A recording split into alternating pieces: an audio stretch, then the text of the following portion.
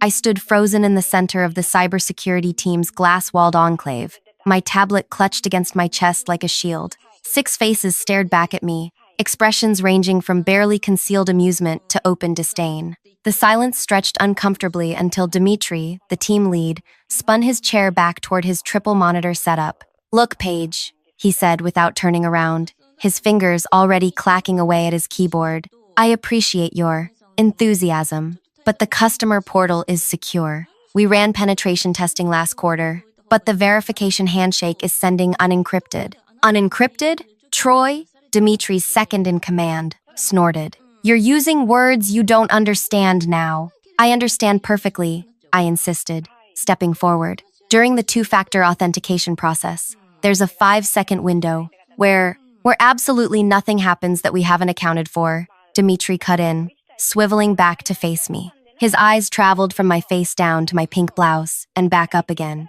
"This is what happens when marketing hires people, because they took a Coursera class on digital basics." Laughter rippled through the room.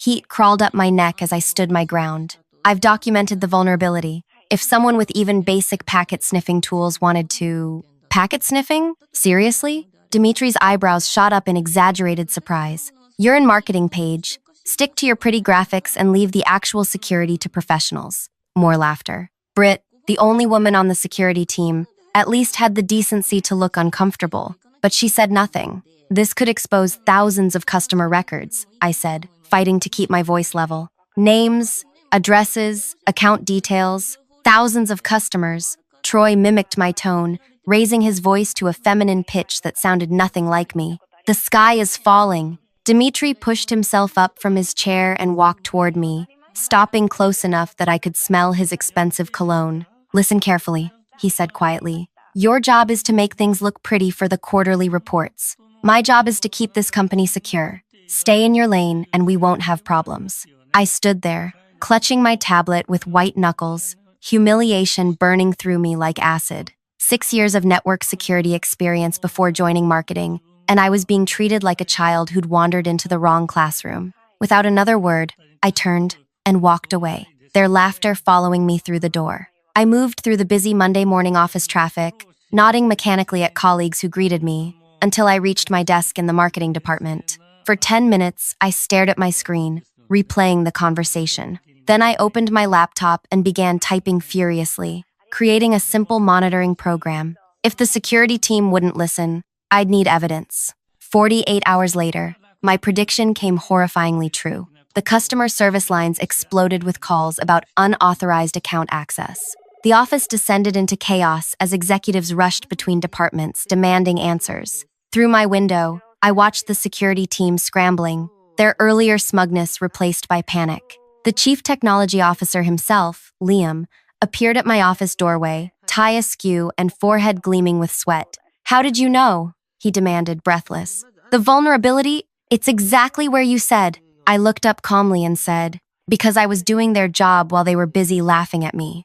Hey, if you're enjoying this story so far, please hit that like button and subscribe to the channel. Your comments mean everything to me, so let me know what you think is going to happen next. Now, let's dive deeper into what happened after that moment. My name is Paige Woodley, and until 6 months ago, I hunted network security vulnerabilities for Atlantic Financial Trust. I didn't just understand cybersecurity, I lived it, breathed it, and excelled at it. My specialty was finding the gaps others missed, the tiny windows of vulnerability that appeared during seemingly secure processes. Then came the panic attacks. After finding 3 critical vulnerabilities that could have compromised millions of customer records, the pressure to be perfect became unbearable. When I collapsed during a meeting with the board, my doctor delivered an ultimatum: change my environment or prepare for worse health consequences. So I made the switch to marketing at DataVault Systems, a mid-sized company providing secure customer management solutions to businesses. The irony wasn't lost on me.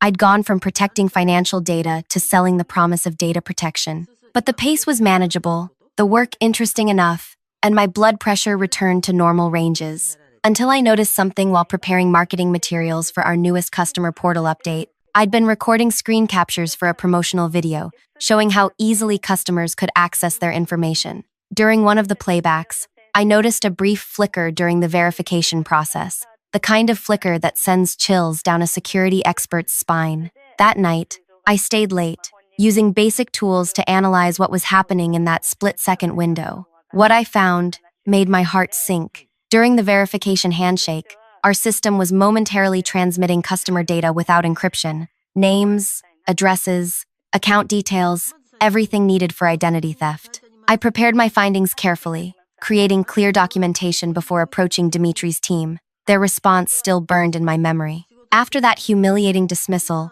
I built a simple monitoring program that would alert me to unusual traffic patterns targeting our vulnerable gateway. I didn't access company systems. That would be unethical and possibly illegal, but I could passively monitor public-facing traffic for signs someone had discovered what I had. By midnight, my phone lit up with the first alert. Someone was probing the gateway. I barely slept. By morning, the intrusion patterns had intensified. During my commute, I rehearsed how I would approach Liam, the CTO, directly. Security team be damned. But when I arrived, everything seemed normal. The security team lounged in their glass enclosure, sharing coffee and jokes. Had I misunderstood the situation? Then at 9:37 a.m., chaos erupted. Customer service stations lit up simultaneously. The call volume was unprecedented. I watched representatives gesturing frantically for managers. Words like unauthorized access and account changes floated through the open office. The data breach I'd warned about was happening in real time. I closed my office door and pulled up my monitoring program. The attack signatures were clear now. Someone had not only found the vulnerability but was actively exploiting it on a massive scale. My hands trembled as I exported the data to a secure drive. When Liam burst into my office 20 minutes later, I was ready. "They said you knew," he gasped. His normally composed demeanor shattered. "They said you warned them." "I did," I replied, turning my screen toward him. "And I've been tracking the intrusion since it began early this morning." His eyes widened. "You've been tracking?" He stopped, staring at my screen. "Is that live data?" I nodded. "The attackers are using a fairly sophisticated approach, but they're still hitting the same vulnerability I identified. Here," I pointed to a specific traffic pattern. "They're intercepting the verification handshake and capturing the unencrypted data packets." Liam dropped into the chair opposite my desk.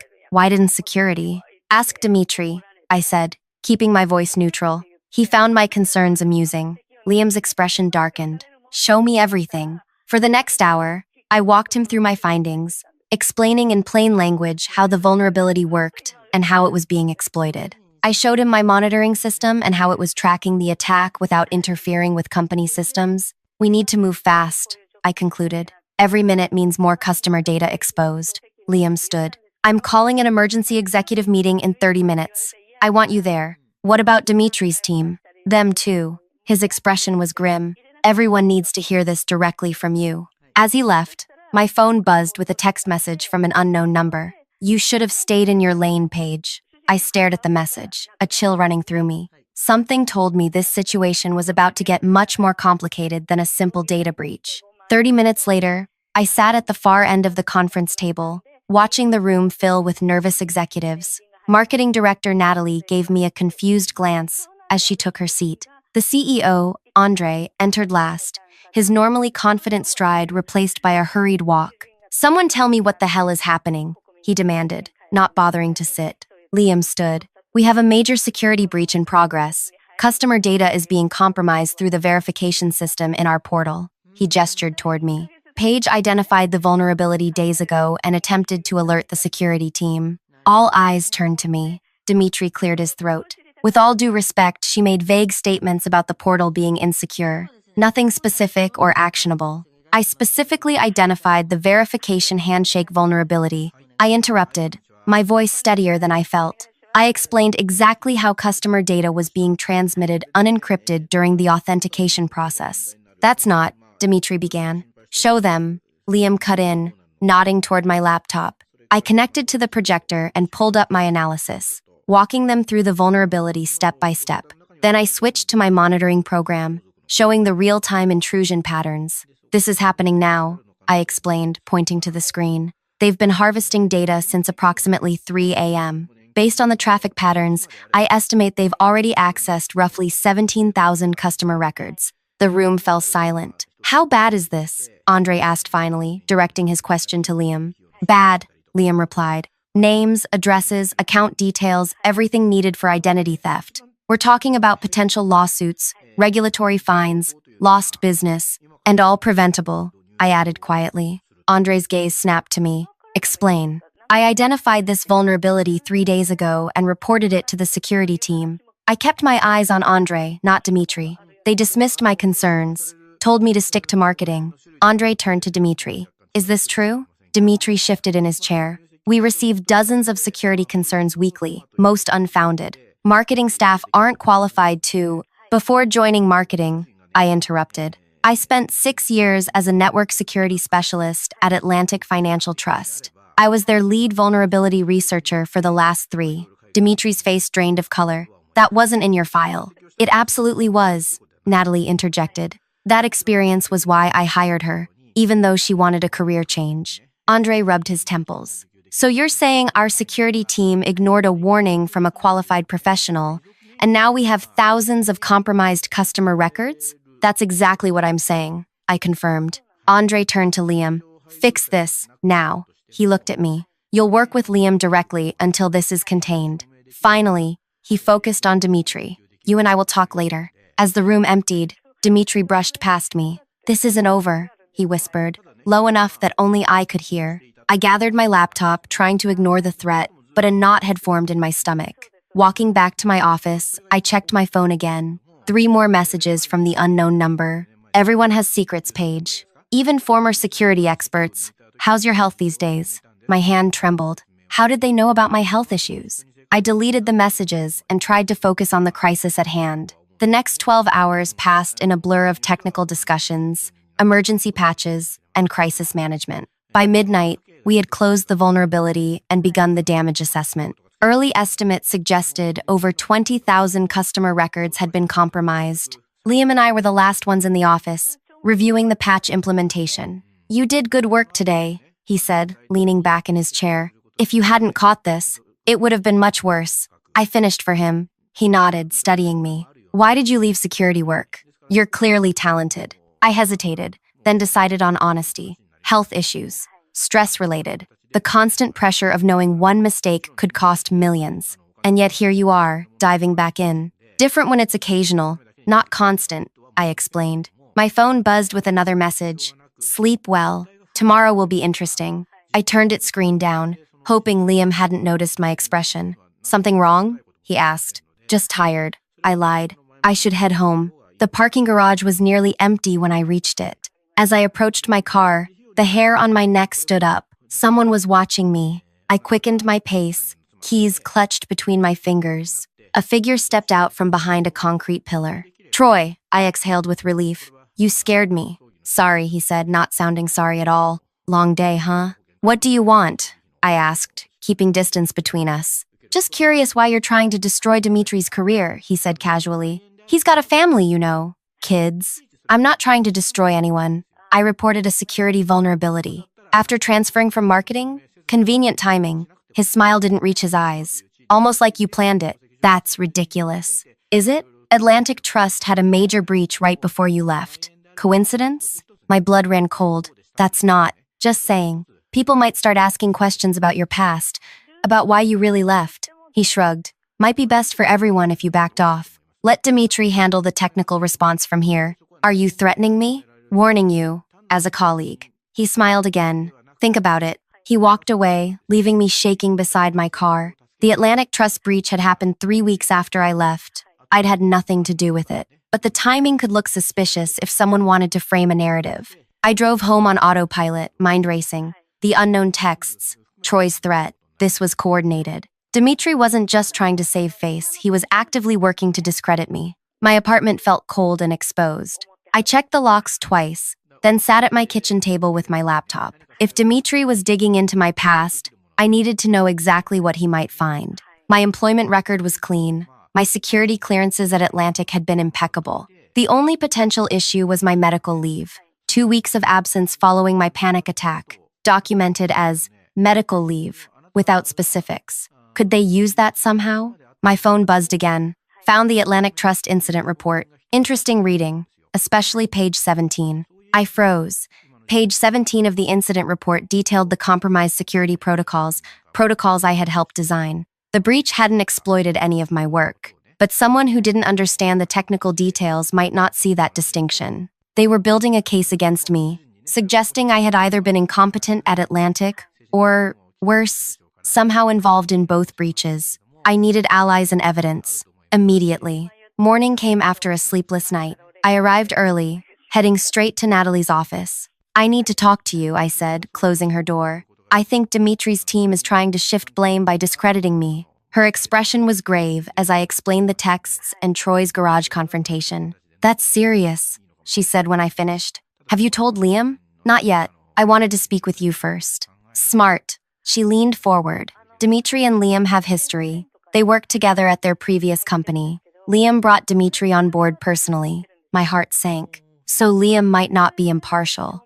"He's fair," Natalie countered. "But he's human if it comes down to your word against Dimitri's." She shrugged. "We need more than suspicions. I have the text messages. From an unknown number. Hardly conclusive." She tapped her fingers on her desk. "What we need is proof Dimitri knew about the vulnerability before the breach and chose to ignore it. My word isn't enough? In theory, yes. In practice," she sighed. "Corporate politics are messy. Dimitri's been here 3 years. You've been here 6 months." She was right. I needed concrete evidence, something indisputable that showed Dimitri had been negligent. "I should get to work," I said, standing. "The response team meets in 30 minutes. Be careful," Natalie warned. "Watch what you say and to whom." The response team meeting was tense. Dimitri had positioned himself at the head of the table, clearly attempting to take control of the situation. Liam sat to his right, reviewing reports. "Now that we've contained the immediate threat," Dimitri began, "we need to implement additional security measures and prepare our customer communication strategy." "Shouldn't we discuss how this happened in the first place?" I asked. Several people shifted uncomfortably. Dimitri smiled thinly. "We know how it happened. There was a vulnerability in the verification process that went undetected during our regular security sweeps." "Undetected?" I echoed. "I detected it. I reported it to your team." "You mentioned general concerns," Dimitri countered smoothly. "Nothing specific enough to act on." "That's not." "Paige," Liam interrupted, his tone cautioning. "Let's focus on moving forward. Assigning blame doesn't help our customers." I bit my tongue, feeling the room turn against me. Dimitri was reshaping the narrative, and it was working. The meeting continued with Dimitri outlining response plans as if he'd been leading the effort all along. No mention was made of my contribution or the security team's dismissal of my warning. As we dispersed, Britt, the female security team member, fell into step beside me. "For what it's worth," she whispered, "I remember what you said that day. You were specific about the verification handshake." I glanced at her, surprised. "Would you be willing to say that officially?" Her expression clouded. "I can't. My position. I need this job." "I understand," I said, though disappointment washed through me. "But," she added, even quieter, "check the security team's Slack channel from Monday morning, right after you left. Someone might have had screen recording enabled during the daily stand-up meeting." She quickened her pace, leaving me standing alone in the hallway with a dangerous new possibility. If someone had recorded the stand-up meeting, there might be evidence of Dimitri discussing my warning and dismissing it. But accessing the security team's Slack would be breaking company policy at minimum, potentially illegal at worst. Yet if I didn't find proof soon, Dimitri would completely rewrite history, painting me as an attention-seeking marketing employee who got lucky with a vague warning. Or worse, he might even try to implicate me in the breach itself. As I reached my office, my phone buzzed with another message. "Meeting with HR scheduled for 2 p.m. tomorrow.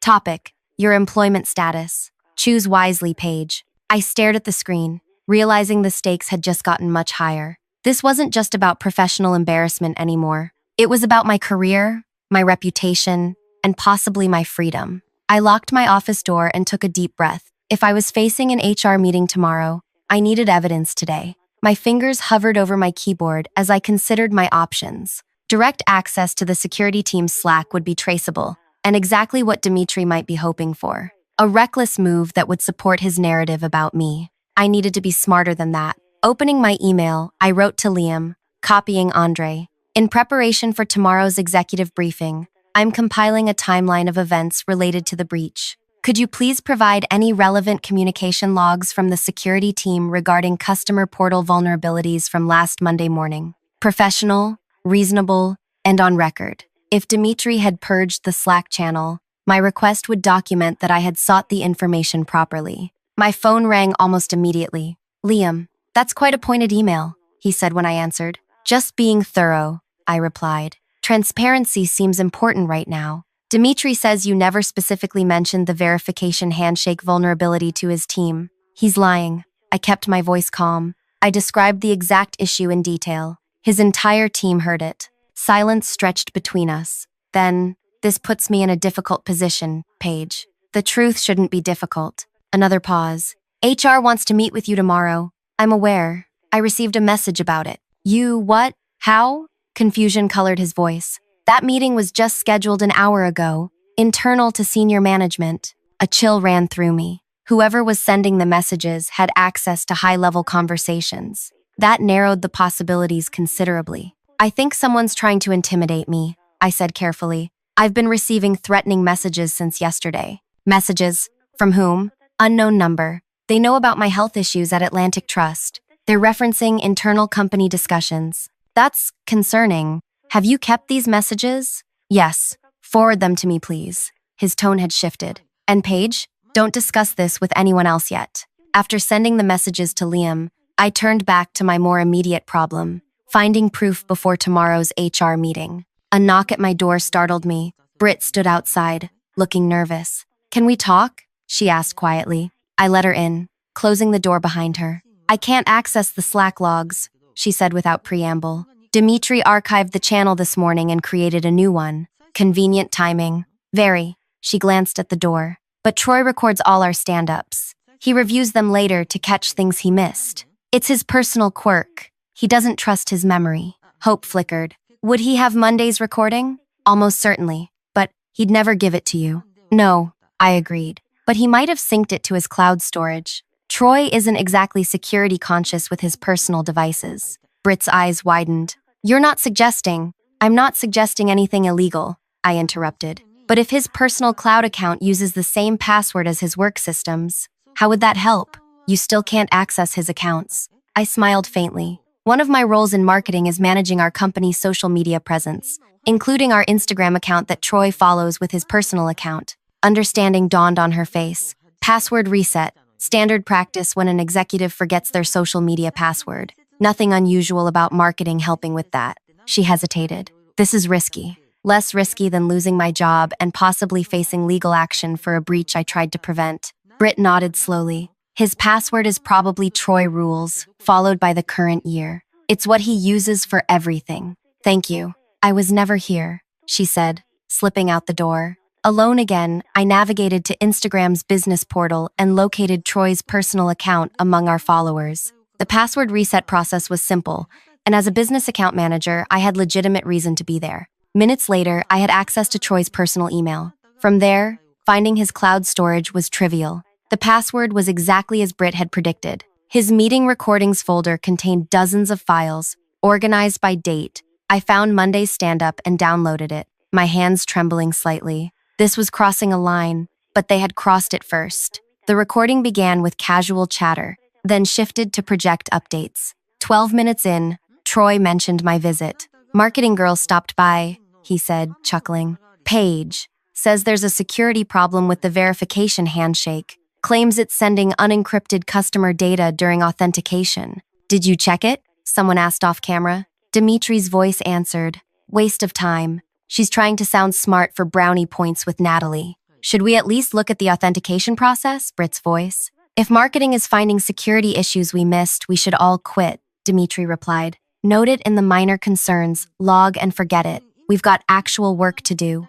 I stopped the recording, heart pounding. There it was, proof that Dimitri had heard my specific concern and deliberately ignored it. I copied the file to my secure drive, then carefully erased my tracks in Troy's accounts. Just as I finished, a new message appeared on my phone. Nice try with the email to Liam. Dimitri already explained how you're trying to cover your tracks. HR meeting moved to 9 a.m. Bring your resignation letter. My stomach dropped. Dimitri was moving faster than I expected, trying to force me out before I could defend myself. I needed to act now. I called Natalie, keeping my voice low. Can you meet me somewhere off-site? I have something you need to see. An hour later, we sat in a coffee shop 3 blocks from the office, Natalie watching the recording on my laptop. This is definitive, she said when it finished. But how did you get it? Better you don't know, I replied. The question is, what do we do with it? She considered for a moment. I have an idea, but you'll need to trust me and follow my lead tomorrow.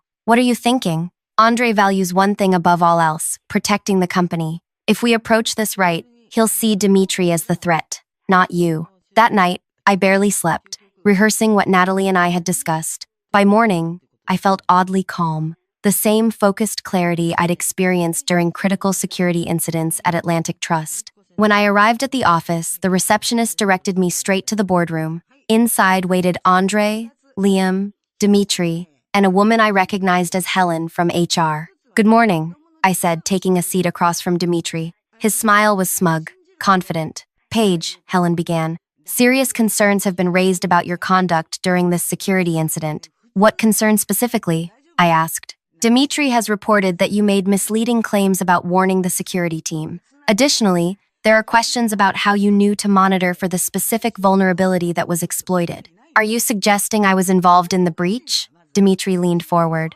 The timing is suspicious. You claim security expertise, identify a vulnerability no one else found, then suddenly we have a breach exactly where you predicted. I nodded thoughtfully. That would be suspicious if I hadn't warned your team in advance, which you didn't, he countered. Not specifically. I described the verification handshake vulnerability in detail. Your entire team heard it. That's not how they remember it. The door opened, and Natalie entered, followed by the company's general counsel, Sharon. Sorry we're late, Natalie said. We had to verify some information. Andre frowned. This is a closed meeting. You'll want to hear this, Sharon said, placing a USB drive on the table. This recording might be relevant. Dimitri's confidence faltered slightly. What recording? Liam connected the drive to his laptop, and the room filled with the sounds of Monday's security stand-up meeting. As the damning exchange played, Dimitri's face drained of color. When it finished, Sharon spoke first. This appears to directly contradict your statement that Miss Woodley didn't specifically mention the vulnerability.